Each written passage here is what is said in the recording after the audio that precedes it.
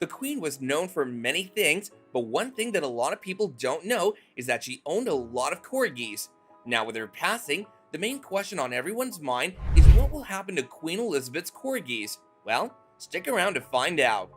Since the Queen's passing, you'll have seen multiple videos of her living her life throughout the years, and one thing that might have surprised you was that in many of them, she usually had a couple of corgis following her wherever she went. She had a great love for these dogs and had owned and bred many of them during her reign. Even though there's no doubt that she wasn't the only one personally taking care of their dietary and health needs while she was alive, since that work was more than likely done by those under her employment. Now that she isn't there to play with them and keep them company, people are rightly curious as to their future.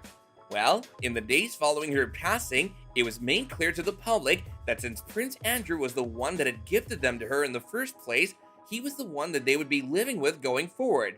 Some people aren't sure that this is the right decision to have been made, but there's another possibility of where the dogs could end up.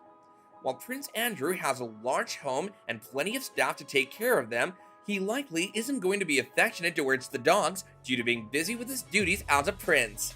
There are a couple of other people that could be tasked with the dogs' care, and one of them is Angela Kelly.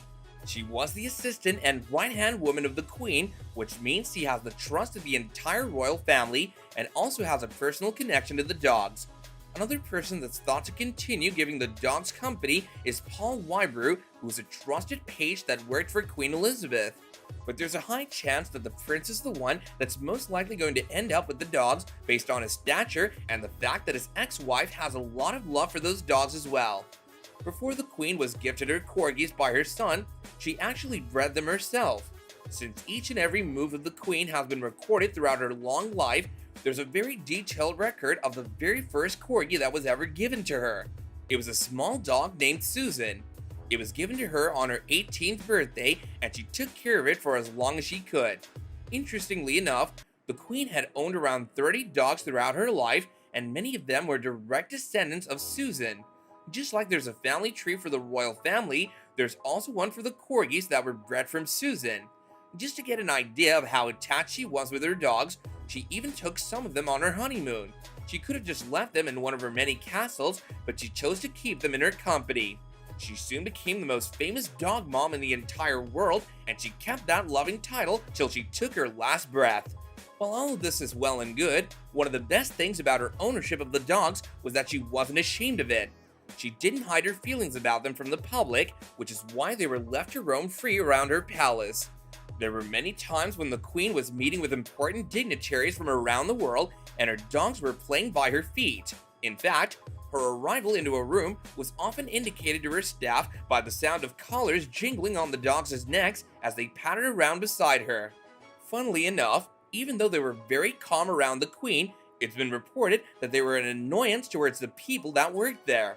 You can just imagine the dogs walking all over the palace, just getting in the way of people wanting to work, and the staff couldn't do anything about it either due to their owner being the Queen. While the dogs were a nuisance to the staff, they were intelligent enough to know who to play with and be good around. This was evident from the stories that were told about their interactions with Meghan and Harry.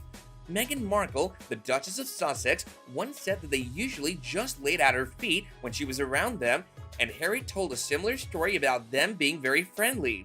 With all the attention that's been put on the corgis recently, one heartbreaking fact came to light, which was that the Queen had actually stopped breeding corgis a few years ago.